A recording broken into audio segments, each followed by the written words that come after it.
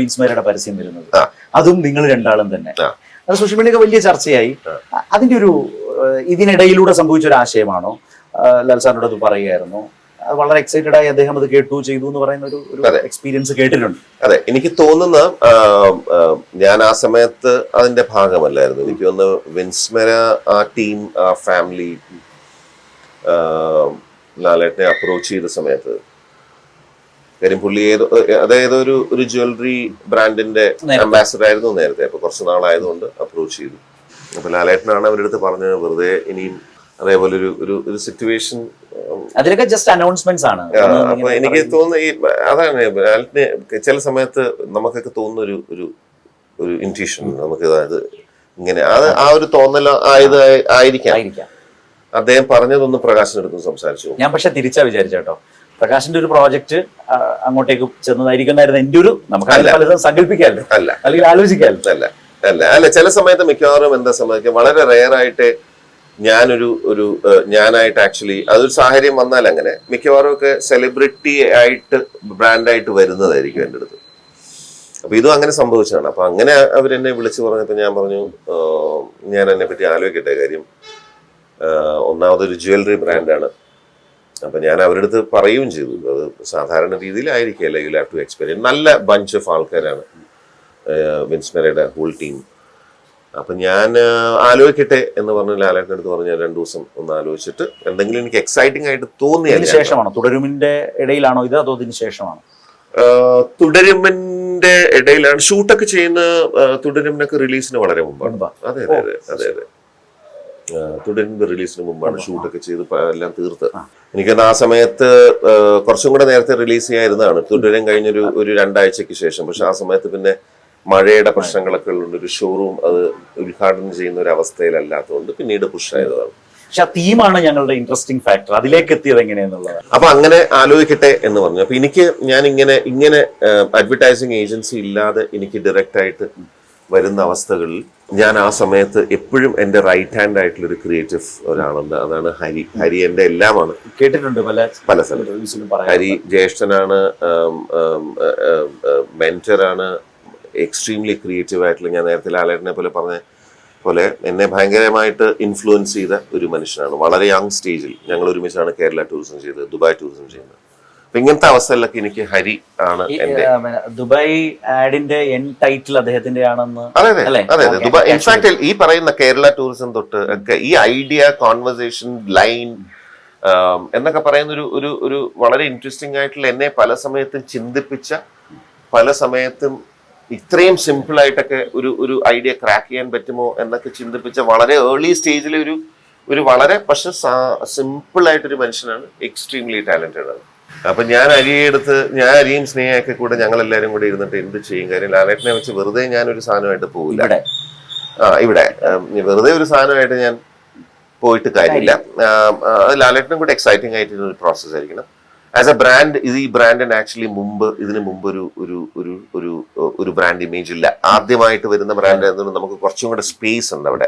അല്ലെങ്കിൽ നമുക്ക് നേരത്തെ ചെയ്തതുമായിട്ട് ബന്ധപ്പെട്ടൊന്നും ചെയ്യേണ്ട കാര്യം, ബ്രാൻഡ് ബിൽഡിംഗും കൂടെ വേണ്ടതാണ്. അതെ, അപ്പൊ ആ ഇനിഷ്യൽ സ്റ്റേജിൽ എക്സൈറ്റിംഗ് ആണ് ആക്ച്വലി ഒരു ബ്രാൻഡ് നമ്മൾ ലോഞ്ച് ചെയ്യാന്ന് പറയുന്നത്. അപ്പൊ അതിന്റെ സ്പേസും പിന്നെ ഞാൻ ലാലേട്ടനും തമ്മിലുള്ള പല കോൺവെർസേഷനും ഈ പറയുന്ന ഇതുമായിട്ട് ബന്ധപ്പെട്ട് ചില ആക്ഷൻ, ചില മൂവ്മെന്റ്, അപ്പൊ ലാലേട്ടൻ എന്നോട് പറയുന്ന ചില കാര്യങ്ങളും ആ ഫ്ലൂയിഡിറ്റി, ഇങ്ങനത്തെ കോൺവെർസേഷനൊക്കെ ഇങ്ങനെ ഇരുന്ന് ചർച്ചയുടെ സമയത്തൊക്കെ ഹരിയായിട്ടുള്ള കോൺവെർസേഷനിൽ ഇൻഫാക്ട് ഹരിയാണ് എൻ്റെ അടുത്ത് പറയുന്നത്, ഇങ്ങനെ ഒരു സിറ്റുവേഷൻ എന്ത് പറ്റും അദ്ദേഹം എടുത്തിട്ടാൽ ആരും കൊതിച്ചു പോകും എന്ന് പറയുന്ന ഒരു സ്പേസ്. അതാണോ ആദ്യം വരുന്നത്? അതാണ് ആദ്യം വരുന്നത്, ആരും കൊതിച്ചു പോകും. അപ്പൊ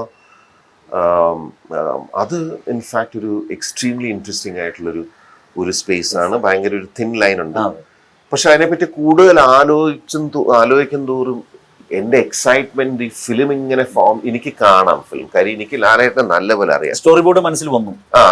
ഫുൾ ഫിലിം എന്റെ തലയിൽ കൂടെ. ഇൻഫാക്ട് ലാലേട്ടൻ ഇതെങ്ങനെ ഇത് ചെയ്യും, അല്ലെങ്കിൽ എങ്ങനെ കൺസീവ് ചെയ്യും, അത് as an actor, as A human being, I know him very well. ഞാൻ വല്ലാണ്ട് എക്സൈറ്റഡ്. ഞാൻ വൈകുന്നേരം ഫോൺ വിളിച്ച് ഞാൻ ഈ കഥ പറഞ്ഞു. ഒറ്റ സെക്കൻഡ് എങ്ങനെയാണ് ഭയങ്കര ബ്യൂട്ടിഫുൾ ആണ്. ഞാൻ പറഞ്ഞു ഒരു ഓപ്ഷൻ 2 ഓപ്ഷൻ വേറെ ഉണ്ട്, വേണ്ട ഇത് മതി, നമുക്കിത് ചെയ്യാം. പിന്നെ ബാക്കി ഷൂട്ടിന്റെ സമയത്ത് നമ്മളെല്ലാം കണ്ട പോലെ തന്നെ ഞാൻ അത്ഭുതത്തോടു കൂടി, നമുക്ക് അവിടെ ഒരു കൊറിയോഗ്രാഫർ ഇല്ല, ഞാൻ ആ സ്പേസ് സെറ്റപ്പ് ചെയ്തു, ഉണ്ടാക്കി. അപ്പം ഈ ഫിലിം മേക്കർ സ്ട്രെസ്സായിട്ട് തിരിച്ചു വരുമ്പോൾ ചേട്ടൻ ഇതൊക്കെ ഇട്ടിങ്ങനെ ആ ഒരു സ്പേസിൽ ആണ് എന്ന് പറഞ്ഞ്, പിന്നെ ആ മൂവ്മെന്റ് ഒക്കെ ലാലേട്ടൻ്റെയാണ്. അപ്പൊ ഞാൻ ഗോട്ട് ദ ബെസ്റ്റ് ഫോക്കസ് ഉള്ള തപ്പൻ ബാസുവാണ് ഷൂട്ട് ചെയ്യുന്നത്. അപ്പൊ ഞാൻ പറഞ്ഞു നമുക്ക് എത്ര ടേക്ക് ചോദിച്ചാലും ചിലപ്പോൾ ചേട്ടൻ തരും. പക്ഷെ ഞാൻ അറിയാവുന്നിടത്തോളം ആദ്യത്തെ ടേക്കിലൊക്കെ ഉണ്ട് കുട്ടികളുടെ കാര്യം പറഞ്ഞ പോലെയാ. അപ്പൊ എത്ര ടേക്ക് ചോദിച്ചാലും തരും, ഒരു പ്രശ്നമില്ലാതെ തരും. പക്ഷെ ആദ്യം കിട്ടുന്ന ആദ്യത്തിലൊക്കെ ഉള്ളൊരു, ഞാൻ ഇതിനു മുമ്പ് പല വലിയ ഫിലിം മേക്കേഴ്സിൽ ലാലേട്ടനെ പറ്റി പറഞ്ഞു കേട്ടിട്ടുണ്ട്.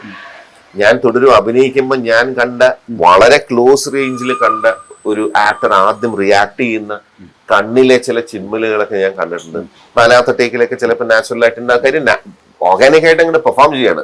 പിന്നെ അത് കഴിഞ്ഞാൽ കുറച്ചുകൂടെ പിന്നെ നമ്മൾ ഈ പറയുന്നത് തന്നെ ചെയ്യുമ്പോൾ ഏതൊരു മനുഷ്യനും സ്റ്റേജിലാവും. അതുകൊണ്ട് എനിക്ക് ഫസ്റ്റ് ടേക്ക് അദ്ദേഹം എന്താണോ ചെയ്യുക, കാര്യം എനിക്ക് ജ്വല്ലറി ആയിട്ട് ബ്ലെൻഡ് ചെയ്യണം. അപ്പൊ കണ്ണിൽ എന്തെങ്കിലും ഞാൻ കണ്ടാൽ ആ കണ്ണിൽ നിന്ന് ഞാൻ ഷിഫ്റ്റ് പറഞ്ഞാൽ കൈ വരുമ്പോൾ ആ കറക്റ്റ് ഫോക്കസ് ഇല്ലെങ്കിൽ പിന്നെ അത് കിട്ടില്ല. അപ്പം ചില പ്രോജക്റ്റുകൾ അങ്ങനെയാണ്. അത് ആഡ് ക്യാമ്പയിൻ ആണെങ്കിലും സിനിമയാണെങ്കിലും ഒക്കെ ചിലത് ഒത്തുവരും.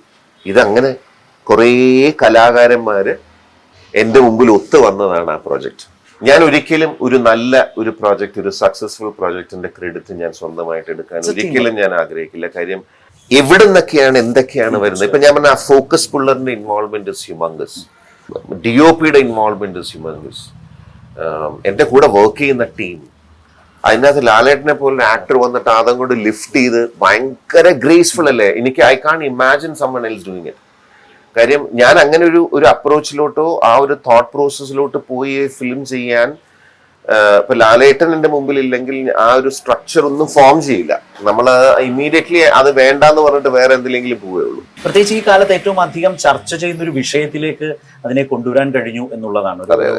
തേർഡ് ജെൻഡർ എന്നൊക്കെ പറയുന്ന നിലയിലേക്ക് തന്നെ അവരുടെ ഒരു അസ്തിത്വത്തെ മാനിക്കുന്ന കാലത്ത് അതിലേക്കൊരു വലിയ ആക്ടർ ഇങ്ങനെ വരികയാണ്. ഇതിങ്ങനെ ചിന്തിക്കുമ്പോൾ ഞങ്ങൾ പ്രേക്ഷകർ കാണുന്നതെന്നറിയോ, എന്റെയൊക്കെ മനസ്സിലേക്ക് ഇപ്പോൾ കമലദളം വന്നു, വാനപ്രസ്ഥം വന്നു, ഇരുവർ വന്നു, ഇങ്ങനെ പല ജോണറിൽ ചെയ്തിട്ടുള്ള സിനിമകളുടെയൊക്കെ നിലയിൽ വെക്കാവുന്ന അല്ലെങ്കിൽ അതിന്റെ ഒരു എക്സ്റ്റൻഷനിൽ വന്നൊരു ഒരു പുതിയ പരീക്ഷണമായിട്ട് അത് വരികയും ചെയ്തു.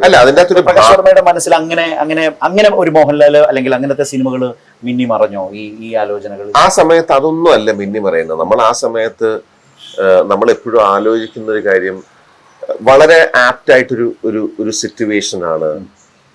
പിന്നെ അത് മാത്രമല്ല, ഇപ്പൊ എല്ലാരും പറയുന്ന ജ്വല്ലറി എന്ന് പറയുന്നത് ഫീമെയിൽ അല്ലെങ്കിൽ വിമൻ ഓറിയന്റഡ് അല്ലെങ്കിൽ വിമൻ പെണ്ണുങ്ങൾ ധരിക്കുന്ന ജ്വല്ലറി അല്ലേ.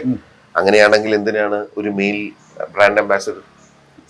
ഇപ്പൊ അതിനുശേഷം ചില 1-2 നെഗറ്റീവ് കമന്റുകളൊക്കെ, അപ്പൊ അതിനു മുമ്പ് മെയിൽ അംബാസിഡർ ആണല്ലോ ഫോർ എ ഫീമെയിൽ ബ്രാൻഡ്. അപ്പം അത് കറക്റ്റ് അല്ലേ? ഭയങ്കര ബ്യൂട്ടിഫുൾ ആയതുകൊണ്ട് അതെടുത്ത് അണിയാൻ തോന്നി. അത്ര ബ്യൂട്ടിഫുൾ ആണ്, ആരും കൊതിച്ചു പോകും. അപ്പൊ അങ്ങനത്തെ ഒരു സ്പേസിൽ പോകുമ്പം ഏറ്റവും ഇമ്പോർട്ടൻ്റ് അതൊക്കെ ചിന്തിച്ചിട്ടുള്ളൂ, അല്ലാതെ വേറെ കാര്യങ്ങൾ. അപ്പൊ അങ്ങനെ ഒരു സ്പേസിൽ പോകുമ്പോൾ ഇതെങ്ങോട്ട് ആക്ച്വലി ആസ് എൻ ആക്ടർ ലാലേട്ടൻ ഇത് എങ്ങനെ എടുത്ത് ഗ്രേസ്ഫുൾ ആയിട്ട് പെർഫോം ചെയ്യുന്ന അറിയാം. പക്ഷെ എങ്ങനെ മൂവ് ചെയ്യും, എങ്ങോട്ടൊക്കെ എപ്പ തിരിയും എന്നൊന്നും നമുക്കറിയില്ല. ഞാൻ പറയണേ, അത് ഞാൻ കൗതുകത്തോടുകൂടി കണ്ടു എന്നുള്ളത് വാസ്തവം. രണ്ടാമത്തെ കാര്യം, അങ്ങനെ ഒരു സബ്ജക്റ്റ് അപ്രൂവ് ചെയ്ത് ഞാനത് ചെയ്യുന്ന സമയത്ത് അദ്ദേഹം എന്നെ ട്രസ്റ്റ് ചെയ്യുക എന്ന് പറയുന്നൊരു വളരെ വലിയൊരു കാര്യം അതിൻ്റെ അകത്തുണ്ട്. ആ ട്രസ്റ്റ് അതിലില്ലെങ്കിൽ ആ ഫിലിം നടക്കില്ല. അതൊക്കെ വലിയ ഒരു ഭാഗ്യല്ലേ ഒരു ആക്ടറിനെ സംബന്ധിച്ച്. ഉറപ്പായും ഒരു ഫിലിം മേക്കറെ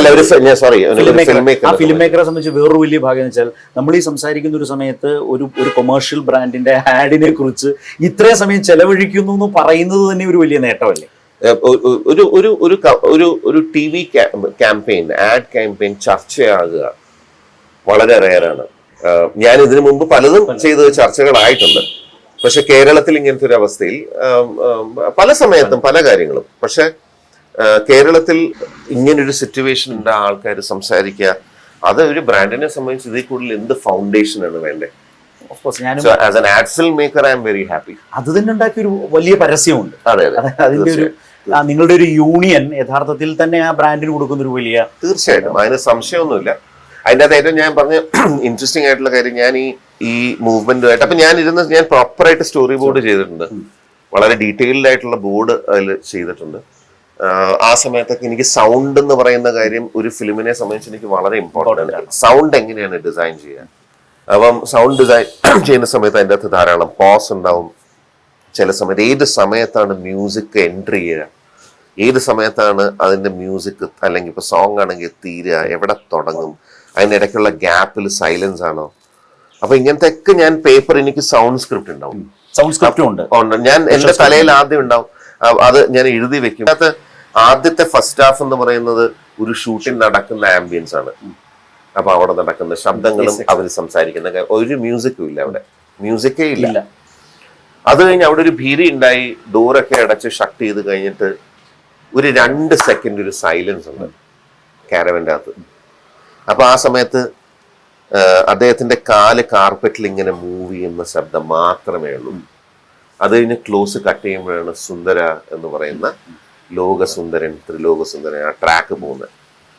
അപ്പൊ ആ സമയത്ത് ഉണ്ടാവുന്ന അങ്ങനെയാണ് ഡിസൈൻ ചെയ്തത്. അപ്പൊ ഞാൻ ഈ സൗണ്ട് ഡിസൈനും ഇതുമായിട്ട് ബന്ധപ്പെട്ട ഒരു റെഫറൻസ് ട്രാക്കും ലാലേട്ടനെ ഞാൻ കേൾപ്പിച്ച സമയത്താണ് വളരെ ബ്യൂട്ടിഫുൾ ആയിട്ട് ഇമ്മീഡിയറ്റ്ലി എൻ്റെ അടുത്ത് റിയാക്ട് ചെയ്തത്. നമുക്ക് അങ്ങനെയാണ് ആ സ്വാതിരുന്നാളിന്റെ കൃതി, അത് ഭയങ്കര ബ്യൂട്ടിഫുൾ ആണ്, അതൊന്ന് ഞാനൊന്ന് റീവർക്ക് ചെയ്തൊന്ന് റീഡു ചെയ്ത് നോക്കട്ടെ എന്ന് പറഞ്ഞിട്ട് ഞാൻ നമ്മുടെ ബിജി ബാലിന്റെ കൂടെ, ഭയങ്കര ബ്യൂട്ടിഫുൾ സിംഗറുമായിരുന്നു, അങ്ങനെ സ്ട്രക്ചർ ചെയ്ത് കാണിച്ചപ്പോൾ ഇങ്ങനെ കുളിരായി അത് കണ്ടിട്ട്. അപ്പൊ ഞാൻ പറയണേ, ഇനോ ചേട്ടനൊക്കെ ആയിട്ടിരുന്ന് സംസാരിക്കുന്ന സമയത്ത് ക്രിയേറ്റീവ്ലി നമുക്ക് പല കാര്യങ്ങൾ അങ്ങോട്ടും ഇങ്ങോട്ടും കാര്യം എന്താ അറിയാം, അതിന്റെ ഡെപ്തിൽ മനസ്സിലാവും.